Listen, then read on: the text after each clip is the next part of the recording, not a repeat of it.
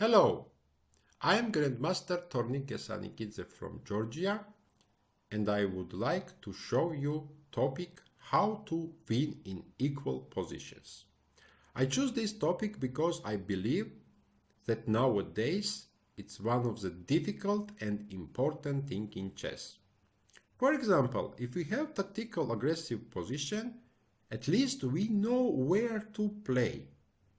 But if position is totally equal, for example, if pawn structure is similar and pieces are in same squares, it's difficult to understand which plan we should do, which piece we should exchange or not. That's why today, first game, I choose for you very interesting game, by the way, Blackburn against Lasker. Those who know, it's easier to understand, but who does not know, I can explain that Blackburn was tactical aggressive chess player and Lasker was universal player. He was world champion 27 years, so he liked to prepare against his opponents to find some weaknesses of them and try to get positions which he likes more than his opponent. So let's start. White player is Blackburn and Lasker plays with black. So opening it's not so important as it is played 100 years ago, but still this variation even playable nowadays, and mostly black likes to play here bishop b4, bishop d2, short castle, long castle, rook e8, queen g3, and rook takes e4. So this is the main and critical position in this variation, and whole variation starts from here. But as I told you, Lasker knew about Blackbird's possibilities, and he did not follow this line, and he played a bit passive but solid move g6. Okay, white continued like they should do here, and they played f3. So plan is typical for white, g4, h4, h5. They try to attack on king side, and black should counterattack in the center, and Lasker played d5. Queen c5, pawn takes e4, bishop g5 to open the rook and attack the queen, queen e8, bishop takes f6, bishop takes f6, knight takes e4, bishop g7, and bishop b5. So this is one of the important moments in this game where we should evaluate the position. Let's start. King's position is almost same. About queen's position, white queen is much better than black queen. Rook's position is like rook h1 is better. Rook h1 is in same square like rook a8, but rook d1 is better than rook f8. Central squares, there is only one piece, and it's white piece, knight on e4, and also very unpleasant pin bishop b5. So because of all these things, it seems to be maybe slightly better for white, but suddenly comes very good move queen e5, which force white to exchange the queens. Otherwise black will take on b2. So white took on e5, knight took on a5, knight e2. Now we get the position when black has two bishop pairs and white has bishop and knight. Position is open, so it means that black has small advantage. In this position it was very important to make right decision, and black has two moves here, a6 or c6. Both of them is possible, but c6 makes some kind of weakness on d6 square in the future, of course, not directly, but in the future white can use it. That's why black played good move a6.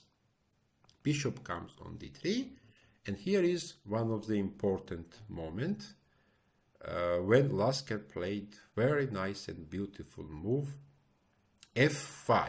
I can explain why f5 is so great move. There is some kind of rule which I want to tell you now. When we have two bishop pairs against bishop and knight, we should not allow our opponents to come with knights in the center. Or if knight is in the center, we should attack and make him go back. It's very important. I won many games because I knew this topic from childhood, even when I had bishop and knight against two bishops. Because my opponents, they thought that two bishops and open position is enough, but it's not like that. Because if knight will come in the center, it's very dangerous piece. I can tell you now, white played knight 4 c3. It means that they are going now on d5. If we look now central squares, black is controlling mostly all of them, but d5 is now weak square. Of course, black can play c6 to stop knight d5, but then white can play knight a4, and they can jump on these weak squares. So that's why Lasker did not play c6. He played bishop e6. He used the moment. I'm telling that he is using moment because of if knight f4 comes, there is very unpleasant pin, bishop h6. And if white will protect the knight, then black will just take the pawn and it's almost winning, I think. So that's why white's next move is very logical. Instead of knight f4, he played king b1. So his idea is to play knight f4 to attack the bishop on e6 and then jump on d5. So black played rook fd8 here. Very nice move. We will see very soon why Lasker chose rook fd8 and not rook ad8. Because normally we should play rook ad8 and after knight f4, bishop f7, because there is some kind of chess rules that rook should be in open lines, yeah? But here, when Lasker played rook fd8, he had very deep idea, which we will see in few moves. White played knight f4, bishop is f7, and bishop e2. So, still they are fighting to get d5 square. They want to play knight d5 now. And here, Lasker played very nice move. But before I will tell you the move, I want to share you one very important thing. What we are doing during the chess game, when we are playing chess, normally we calculate, right? Because without calculation, chess is not exist. But for example, my problem many times it was that I like to only calculate. But sometimes there is some kind of positions where you cannot calculate. I mean, you don't see what to do, which line you need to calculate. In that moment, it comes very important thing. We should improve our piece's position. We should always think calculation plus how to improve our piece's position. I can tell you more. There is some kind of position when we cannot calculate, we cannot find how to improve our piece's position. In this case, there comes third idea. You should stop your opponent's piece's improvement. Here, Lasker understood that knight on e5 already did his job when he helped black to exchange the queens, and he played very nice idea, knight c6 to come knight d4. And if white will play now knight fd5, the idea is that he will play knight d4, and after knight c7, rook a c8, and he will take the knight on c7. That's why Lasker played rook fd8. I hope you like this idea. So that's why, of course, Blackburn understood that he cannot play knight d5, and he started to exchange pieces. Rook takes d8, rook takes d8, rook d1. Okay, here black has some options. Of course, even to take on c3, rook takes d8, knight takes d8 and bc, this position I think is only for playing for two results, or black will win or draw. Of course, I mean normal player, not if something black will blunder, of course white can win, but if normal play, it's possible to win. But when I analyze this position several times, it's really hard to win.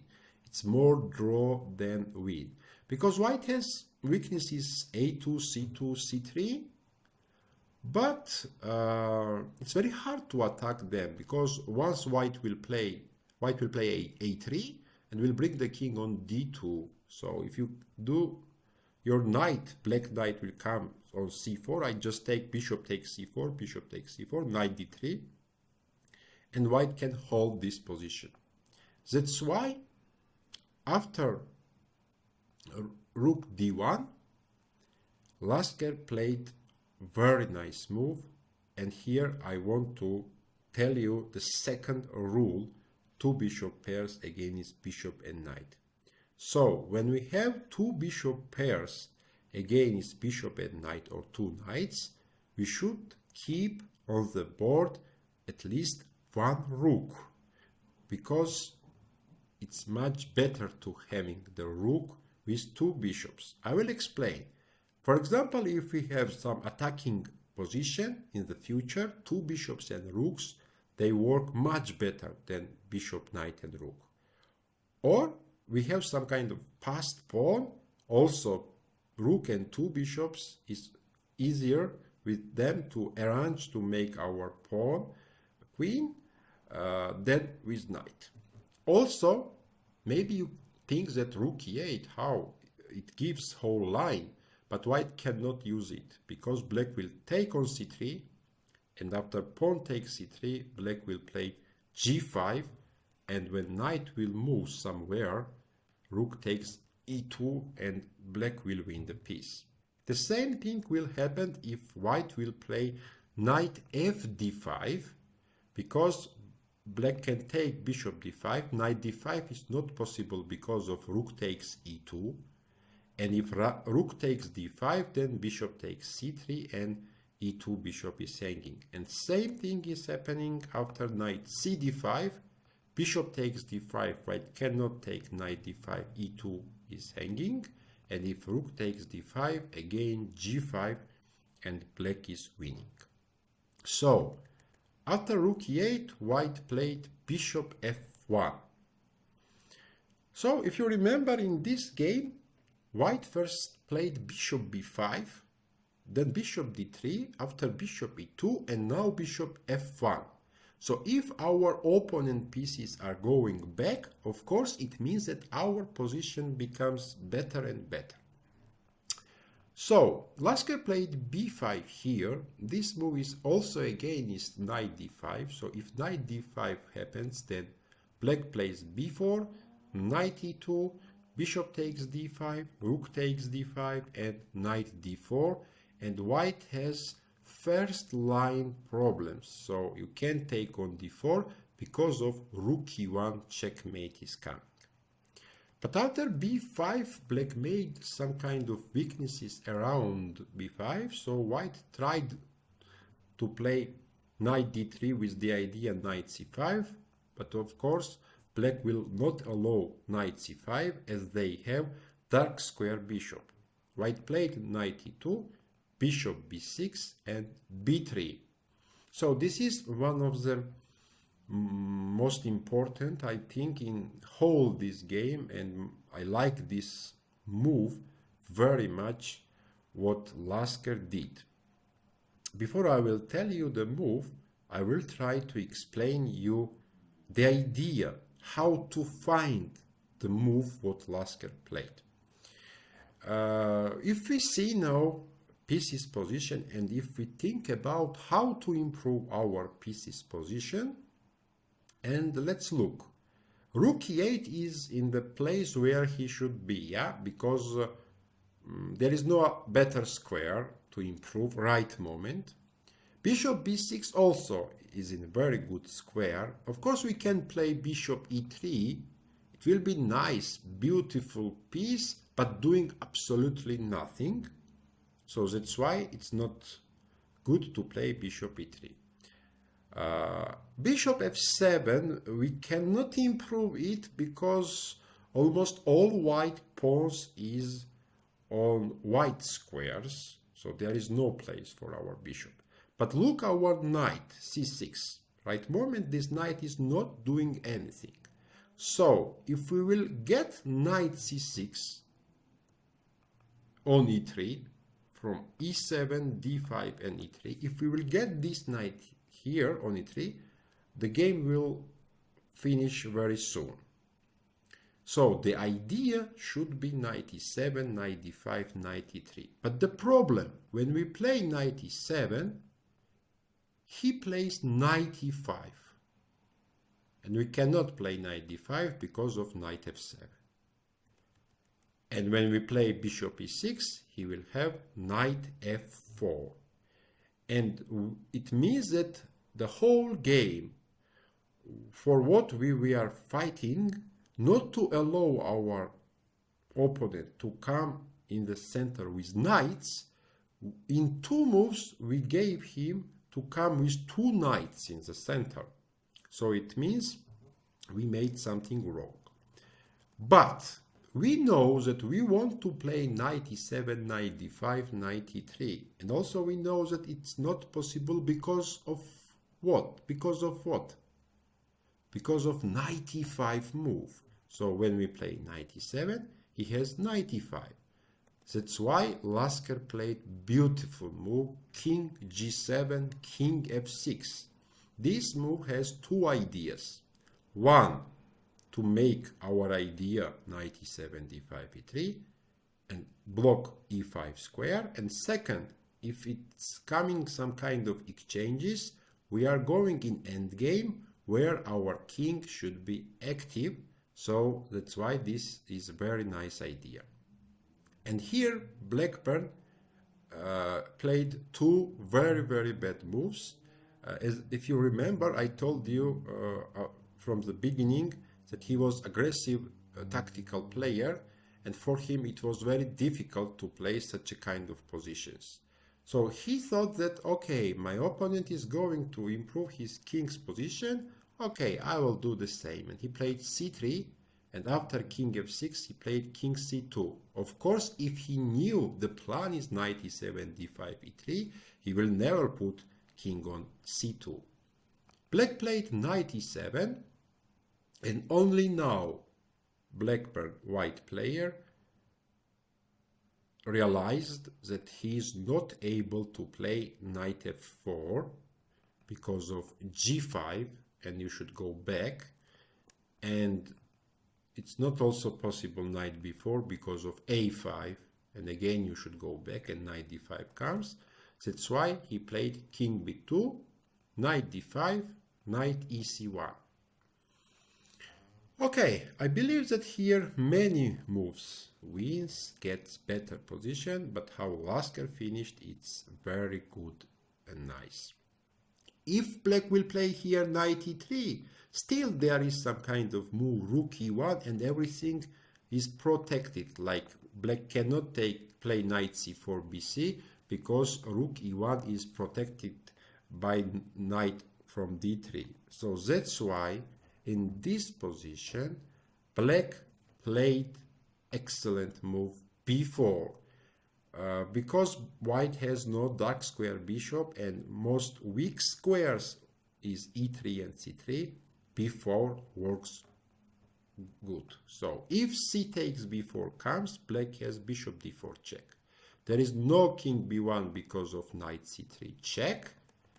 There is no king c2, there is knight e3 check.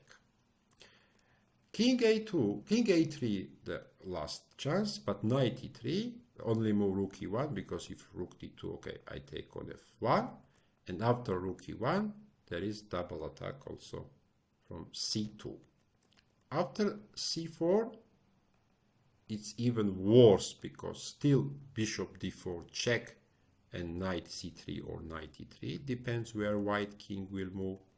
And finally white took on b4 and black played knight e3, and now is double attack. And when you play rook e1, knight c4, and there is no knight on d3 which protects e1 rook, so white played bishop c4, rook takes e1, bishop takes a6, rook g1, g3, rook g2 check, king knight e2, rook takes h2, and black won. So I hope you liked this game, because it's really nice for me. For example, when I was child, 11 or 12 years, I looked this game and I was in very under big pressure, because after that I won many games to knew this topic from both sides. And of course I will share you these games next time. So I hope you liked the topic and position in this game. So see you soon. Thank you very much.